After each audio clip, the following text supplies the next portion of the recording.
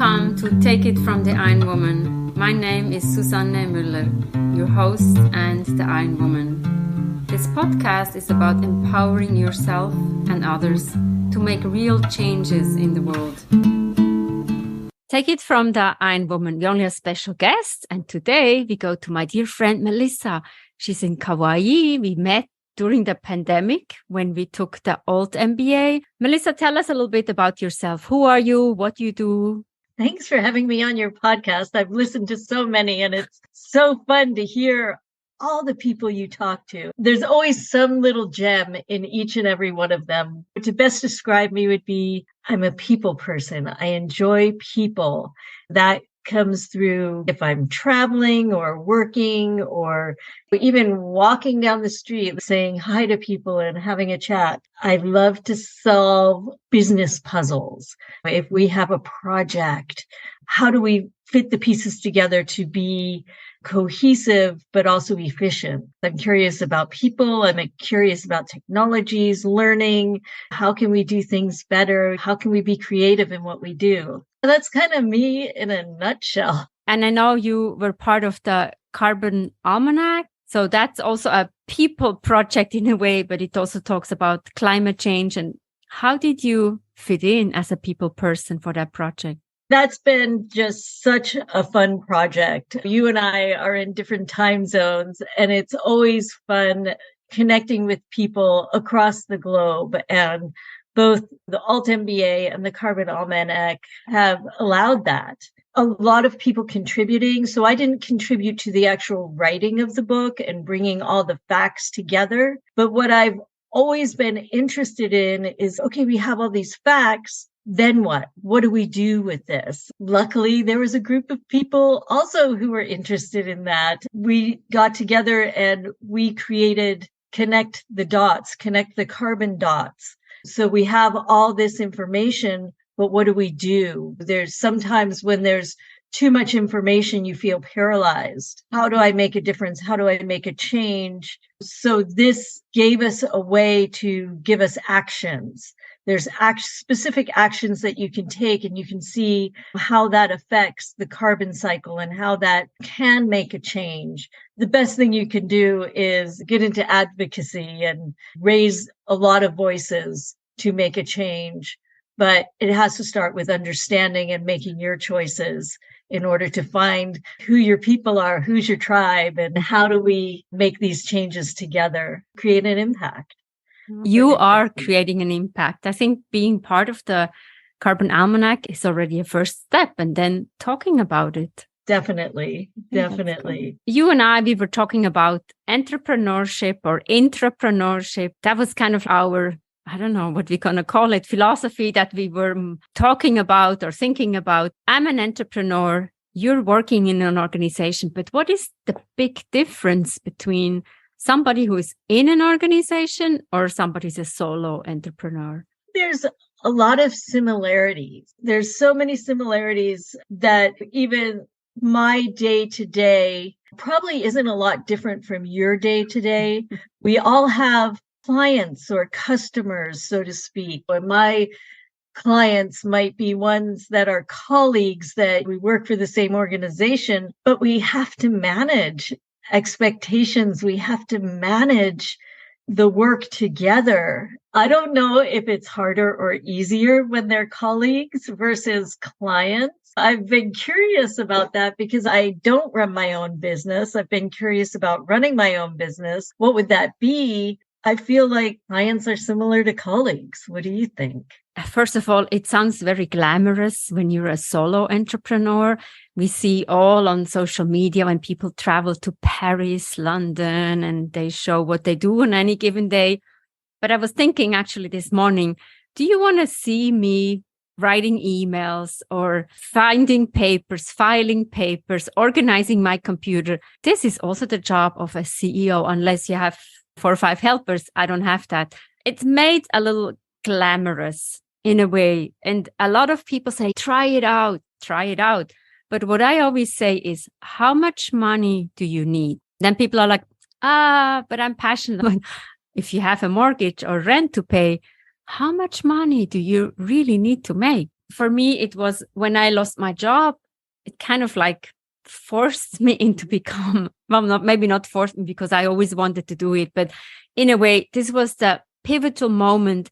Now was the time, but it's always work. If you meet a person, you see opportunities. How can I help them? How can they be my client? How can I make money? It's always in the back of your mind. It doesn't sound glamorous. It's a 24/7 job, basically. I'm wondering, how does it look like for you as an entrepreneur? Do you also have freedom? That's what people think. As an entrepreneur, you're free. You can have coffee at 4:00 in the afternoon. But if you have coffee at 4:00 in the afternoon, you work till 10:00 at night to get everything done. I think it depends on the position and the expectations, and are you managing a team? I've done a little bit of all of that with the organization I'm currently with. I started at a lower entry-level position and kind of learned what it takes, learned all aspects of our program, from like, oh, we need check requests. Oh, we have to pay this invoice. Oh, we have to write a contract. We have to schedule the team, and kind of saw it all. Then managing a larger team, managing a program, it's almost that small business in and of itself, because you have your budget. You have to manage the money coming in, the money going out. Do we have enough to do this project or that project? Just looking at the whole thing, not to mention managing people. That in and of itself is very interesting to me, because what I know I can do for a project, I know it would take me X amount of time. I can get it done. Everybody's mind doesn't work the same way. Just because I know I can get from point A to point B in this amount of time, somebody else, they might go from A to C to B to get to the same result, but they get to the result. And I had to learn to let them do that, because everybody's mind works differently, as well as managing that person, understanding, like, how can I meet them where they are and give them what they need to grow and excel in their role, or move them to the next role, help them get there. I think that's the most fascinating part, is that I have to change. I have to be observant. I have to listen and learn in order to make them the best direct report possible, so that they can grow and be satisfied in their position, probably. This is exactly the description of a leader, because if you tell them what to do, I was listening to a webinar yesterday, and they say, if you always tell them what to do, your team, this is management. But if you let them maybe fail or come from A to B to K to M and then to C, this is leadership, but it's not easy. It's not. I find it fascinating how to get the best out of a person, how to help them grow. It looks completely different than how I would do it. I'm sure you have similarities in how you work with clients. I can only imagine that there's even more nuances, because you aren't necessarily working for the same organization. I think that raises a very good question. You have to be probably more flexible, because every client is my boss. I'm not reporting to anybody but me. But if I have a client, they're basically my boss. They tell me what they want. In a way, pleasing is not the right word, but you want to cater to what they want. You want to adapt to their working style. Sometimes on some projects, you also have, let's say, people in finance working with you. Then you have a different message for them. You can't just say, hey, pay this invoice. This is the invoice for this project. Thank you so much for wiring the money. It takes up also some time. Also, when you're a solo entrepreneur, you do many things on your own, versus when you're in an organization, depending on the size, you would probably delegate this. One is the finances, the accounting, the scheduling. We have all those fantastic platforms, but it doesn't always work. If somebody cancels 10 minutes before they should show up, I can't have a virtual assistant.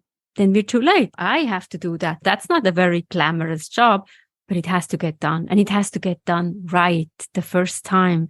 I have to be more diligent, flexible, and also accountable to myself. I also want to be proud of the work that I'm doing because I love what I'm doing and helping others to get to the next level. I think that's also, some people are, whatever. They think, they see on social media, we have coffee at 4:00 in the afternoon. Until you get to that coffee, you're networking. I always say networking has the word work in it.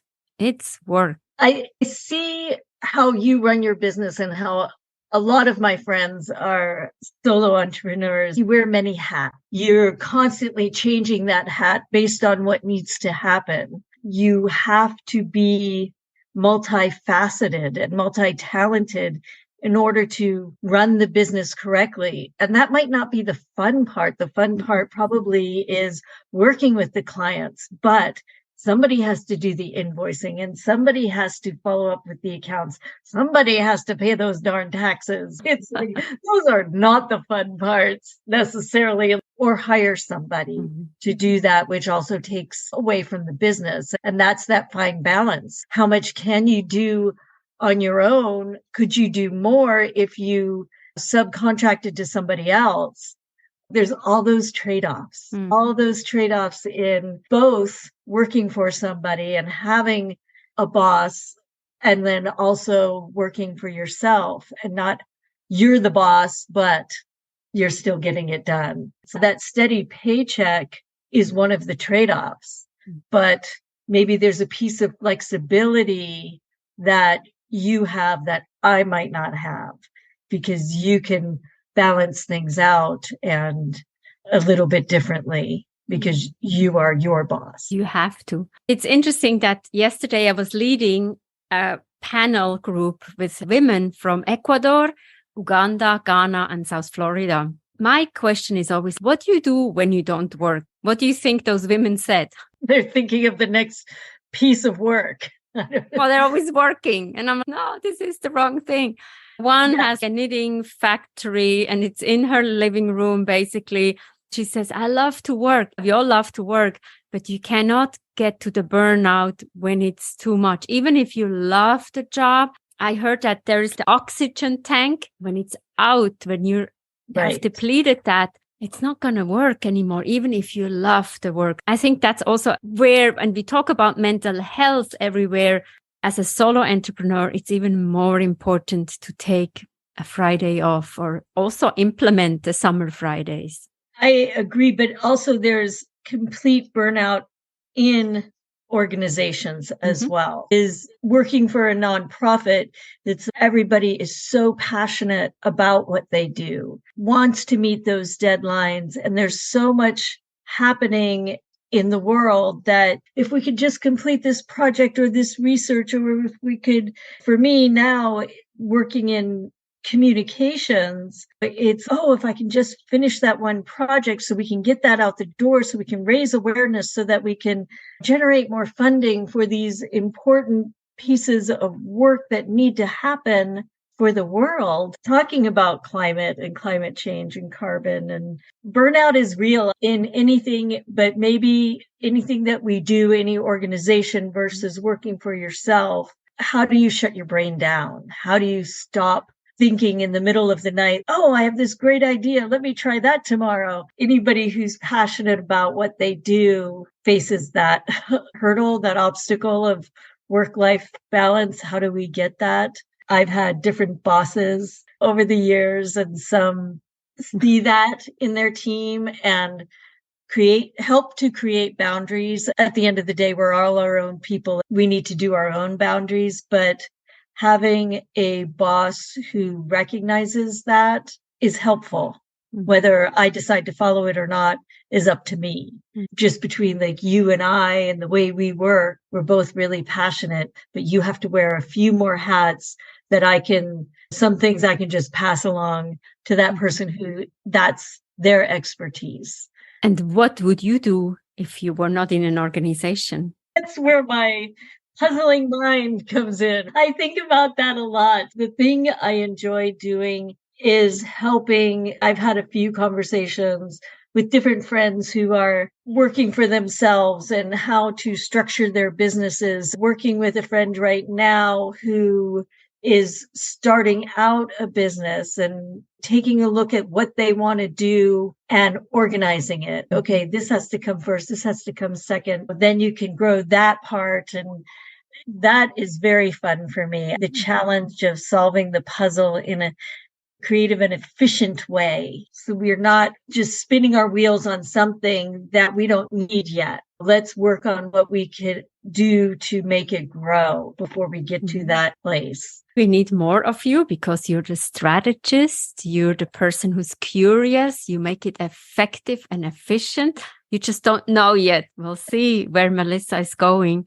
For the listeners, if you have questions for Melissa, reach out to her. She is a great sounding board. Sometimes it's also easier to provide solutions and advice to others rather than it's yours. We all know that. Thank you so much for all the wisdom that we were able to share today. Thank you. It's been so fun having these chats with you. And I look forward to more.